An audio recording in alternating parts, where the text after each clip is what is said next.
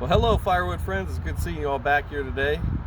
I've been busy doing a lot of work today, and so right now I'm preparing some firewood bags to sell at my stand. And most of you don't know that I have a firewood stand.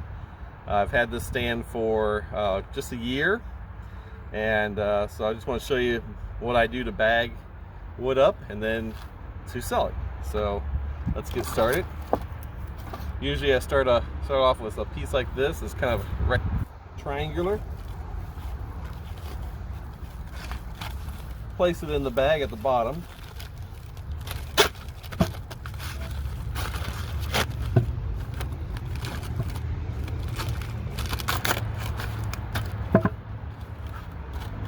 Get it all nice and square in there, and that kind of puffs it out a little bit, as you can see. Kind of gives a little puffiness to it. And then I can start throwing some other pieces in there. Here's some piece of poplar.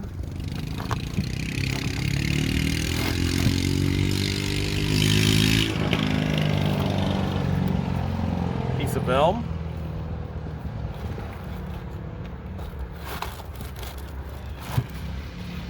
So there's 3 in there.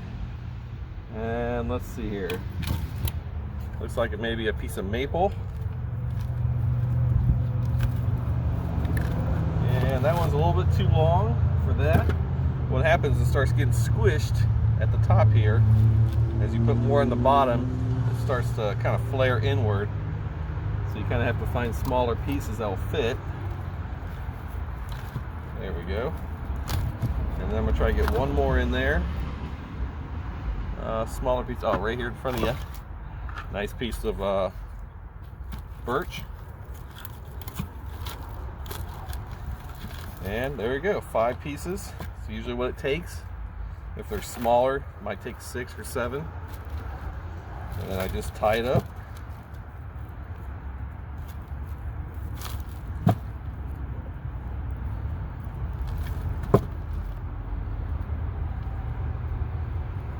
Do a little nice tie. And there you go.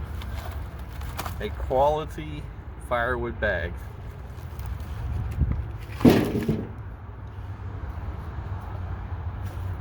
So, kind of story behind this, kind of a paradigm shift, if you want to think about it, when it came to why I do this. There's a reason why, and I'll have to show you later, but I had little pieces, and I wanted to get rid of them. And I thought, what better way to get rid of them than to sell them? So I went on to Amazon and I picked up some bags, kind of like this, small like this, and I threw 5, 6, 10 pieces of rounds in there, like little small, just small little stuff, kindling wood, some people call it, and started selling by the side of the road. People started buying them. I was surprised. After about 2 months, I sold about 100 bags. So I went back out on the internet and bought 100 more. And then I sold those 100 in a month. And then the next 100 I bought, sold in a month. And the next 100 I bought, sold in a month. And then the next 100 I bought, sold in 2 weeks. And what was happening is word was getting out, and I wasn't able to take these little pieces, and they were hard to put into these bags. I take some of the little pieces and try to stuff them in there. Pain. Very hard. So I started going through my personal wood stack out in the front of my property, and I started bundling what I call junk wood. But it's not junk wasn't junk to me, but it just didn't look right to sell.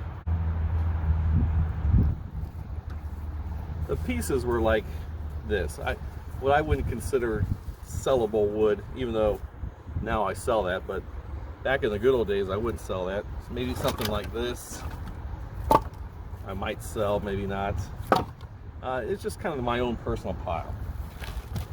And I started going through that pile and bagging like this, and people kept buying and buying and buying and buying. And this went all the way from April, when COVID hit, all the way to November, right after Thanksgiving. And I sold 800 bags. And I was like, wow, amazing. So I bought out the rest of the stock at Amazon, and I have about 1,300 bags for this year. So I'm expecting to sell more this year. I don't know how many more. And if I sell out all 1,300, or if I get close to that, I will probably be getting a wrapper. Why not?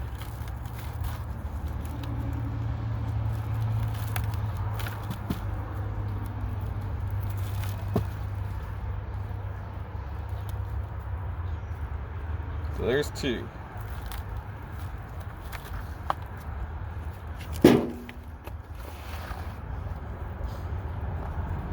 So a lot of people out there don't realize I do this. When I tell my story to other people, they're surprised by how much I sell. They're kind of flabbergasted by it.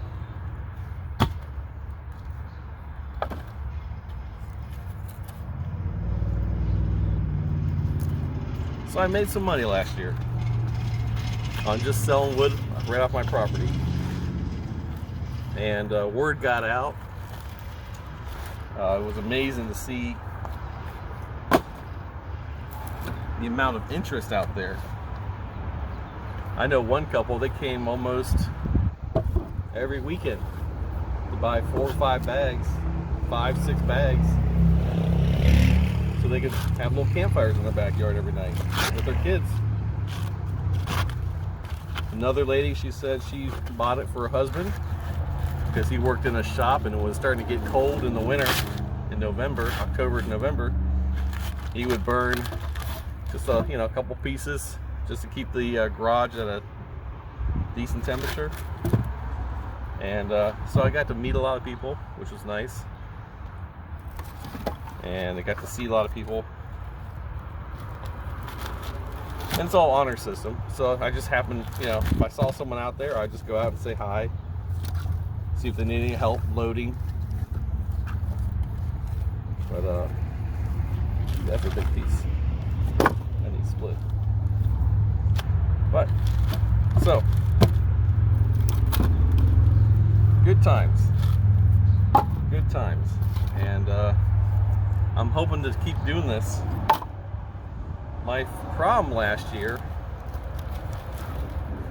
was I sold everything I had last year. I mean, I sold everything. Now, I had wood out front that was in rounds that hadn't been split yet. Probably just been cut down over that summer. But I sold it all. I mean, I sold every dry stick I had on this property. Probably sold, I would say, just in the firewood bags, I think I sold about 4 cords. And in the delivery service, the half cords I deliver, I probably sold 5 or 6. So I had a good year last year, and fairly profitable. A lot of hard work, but I enjoy it. So that's kind of the story right now. So what I'm doing is I'm gearing up for Easter, and I told myself that I was going to wait till around Easter to start selling. And here it is, a week away from Easter, and I'm starting to get my bags put together. I think I have about 50 bags made already, and I'm going to try to make another 50. So I have about 100 bags to start with, and then I can just start selling probably here in the next few days once I get the everything put together. So that's my goal. Looking forward to it. So I hope it works out this year. So I want to show you the first bag I ever bought was this. It was I think it's a 15 by 25 bag. And again, I was buying these for the little chunks. And I would put a bunch of chunks in here, and I'd have to try to stack them in there, and the netting would get all caught, and it was just a pain. And so then I got this idea from Backwoods 40, and you just used a 5-gallon bucket, and of course my bags are smaller, so I got a little 2-gallon bucket. Cut the bottom off, stick 4 or 5 pieces in here, and then lift.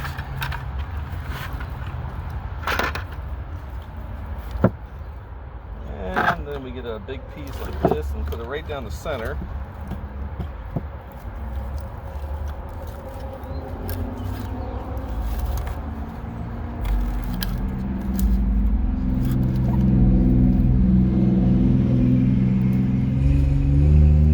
And then persuade it.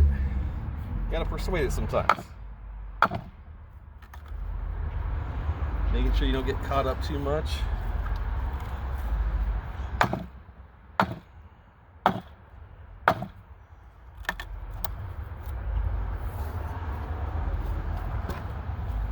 But there's 5 sticks in there. Nice tight bundle. I don't even need to close it. It will just hold itself in there. And repeat. So I bought about 300 of these because I went with these horizontal bags after I started using these up, and these are hard to load. They really are. So I found these horizontal ones online and started using those, and then I started finding that some of the big pieces wouldn't fit in those horizontal bags, and so I was starting to get these big piles of, and what it is, I was cutting my firewood, or somebody else was cutting the firewood, 18, 20, 22 inches long, something like that. That's longer than your typical 16-inch piece. And so I said, I gotta find a way to sell this other big stuff. So I went back online and I found these big bags again, or these long bags. And they work great for these long pieces. And it doesn't take much effort.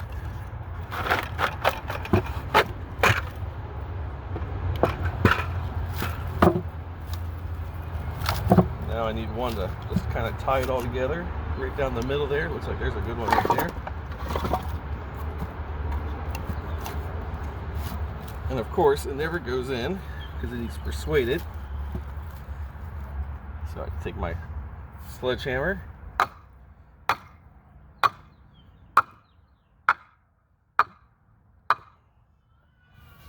and there you go. 5 good long pieces. Some people prefer these. This always surprises me.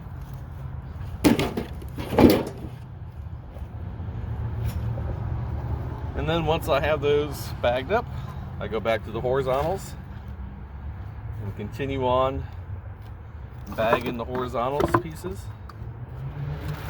These are the 16, 18-inch pieces. And they just go in there nice and pretty. Usually. Let's see here. What can we do next? Let's try this. So it's definitely a game of Jenga.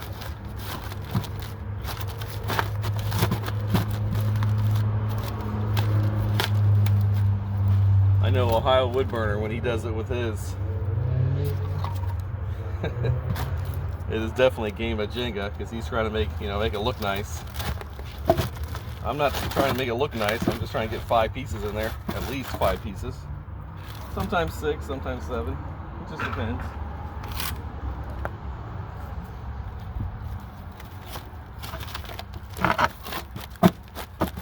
And I need one more small one, but not too big.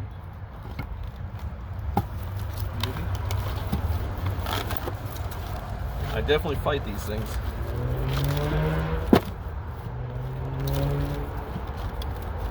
It's just a little bit too long. That's all right.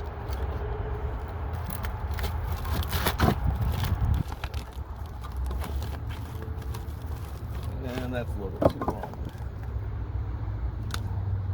How about this? Right there. Perfect size. So because of these bags, I've been actually cutting all my wood a lot smaller now. I used to cut it 18 inches, 20 inches, because that's what fits in my wood burner. But now I've been cutting 16s all the time, because I wanted to put 5 or 6 pieces in each of these bags. So there you go, another bag down.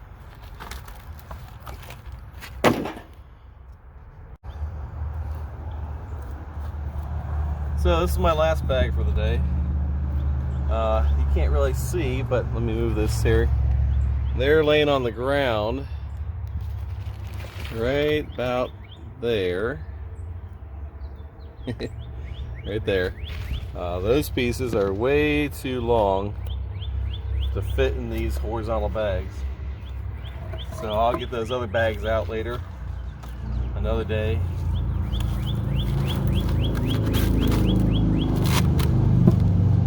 Oh, I know what I wanted to tell you. I was sitting here thinking what I was going to say to you, and I remember that I didn't have enough.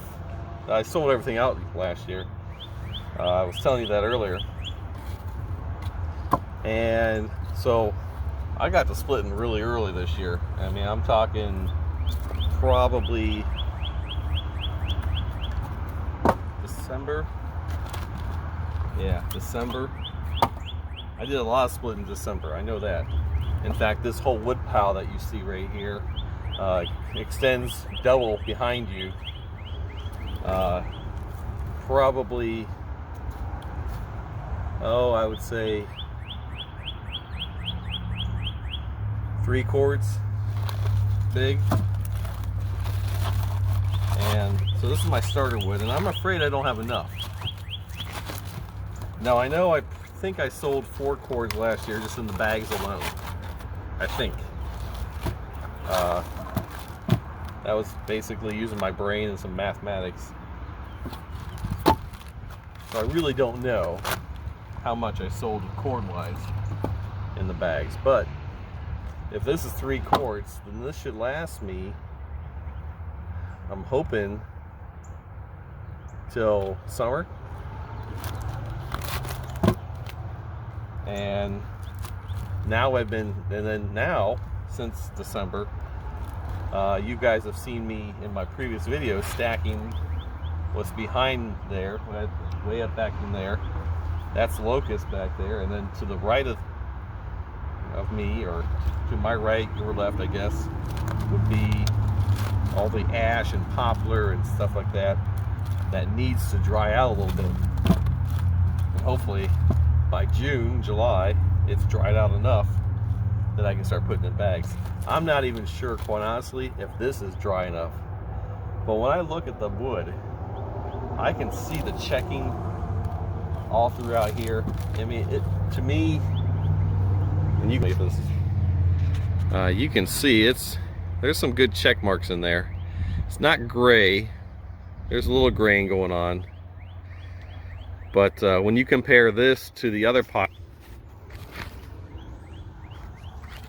I think this is dry enough. I'm hoping. We'll see. We'll see, because like I said, I sold everything out last year.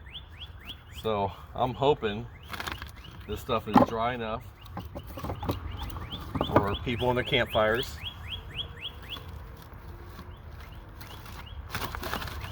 And I think it is.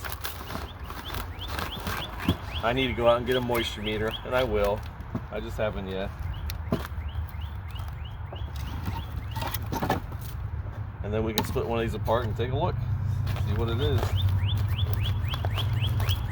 But if it's not under 20%, I'll bet it's close to 20. I bet it's in the, I don't know. I really don't know. So let's hope. So let's get this last bag done.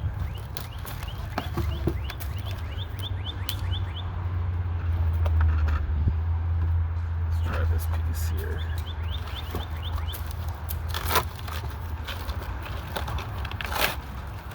There we go. If I get one more on top there, it'll be the cream de la crop. One more on top. What can I use? Too big.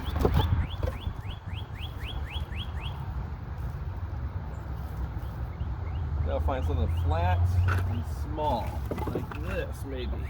No, that might be too big. Well, let's see.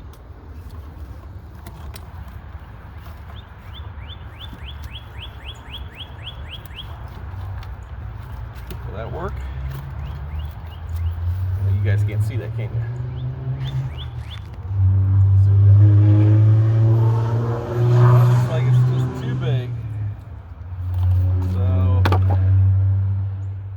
Be a better piece in here. How about this one? That might be okay. It fits. Yeah, that'll do.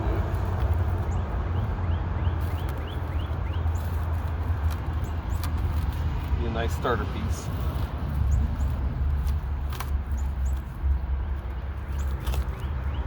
So right now, since my concern is I don't have enough wood, and I don't know if I have enough, that I am been seriously searching out dry wood, dry standing timber.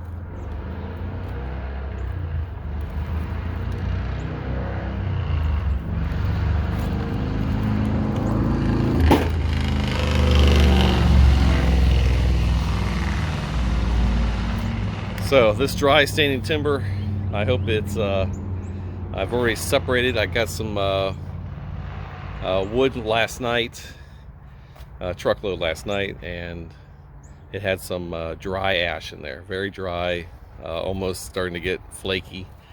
So I know that's pretty dry, and when I split that, I'll just bring it right back here and put with the rest of this to be split. As you can see, the pile is definitely smaller. It used to be, again, up to here, this whole row. So there's more behind you as well.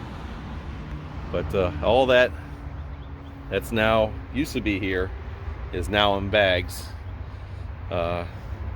sitting in my garage, ready to be sold. So start here soon, and we'll get, hopefully we make some sales. So good seeing you. We'll talk to you later. So as I was stacking wood the other day, I was thinking and making those bags for my stand. I was thinking about wood piles that I see in the forest that have been long left behind. And so I did some research and came across, not a biblical verse, but in this case, a poem that was written a long time ago by Robert Frost. And ironically, it's called The Woodpile. So I'd like to share this with you. Out walking in a frozen swamp one gray day, I paused and said, I will turn back from here. No, I will go on further, and we shall see. The hard snow held me, save where now and then 1 foot went through. The view was all in line, straight up and down, of tall, slim trees, too much alike to mark or name a place by, so as to say for certain I was here, or somewhere else. I was just far from home. A small bird flew before me. He was careful to put a tree between us when he lighted, and say no word to tell me who he was. who was so foolish as to think what he thought. He thought that I was after him for a feather, the white one in his tail, like one who takes. Everything said as personal to himself. One flight out sideways would have undeceived him. And then there was a pile of wood for which I forgot him, and let his little fear carry him off the way I might have gone. Without so much as wishing him good night, he went behind it to make his last stand. It was a cord of maple, cut and split, and piled, and measured, 4 by 4 by 8. And not another one like it could I see. No runner tracks in this year's snow looped near it. It was older, sure, than this year's cutting, or even last year's or the years before. The wood was gray and the bark warping off it, and the pile somewhat sunken. Clematis had wound strings around and round it like a bundle. What held it, though, was one side was a tree, still growing, and one was a stake and a prop. These ladders about to fall. I thought that only someone who lived in turning to fresh tasks could so forget his handiwork on which he spent himself, the labor of his axe, and leave it there far from a useful fireplace, to warm the frozen swamp as best it could with the slow, smokeless burning of decay. So, The Woodpile by Robert Frost. Wanted to share that with you. Kind of reminds me of all the wood piles I see on the side of the road that are left behind from tree cutters from the state. And I just think, boy, you know, how much usefulness it could be made into helping people out. And people like me who have to go out and get the firewood and bring it home. I just cringe every time I see a pile by the side of the road that nobody wants. And so it is what it is. There's plenty of trees out there, but it just kind of reminded me of that poem reminded me of the struggles I go through on a daily basis when I see wood laying around. So good to see you all. I will talk to you all again. Bye bye.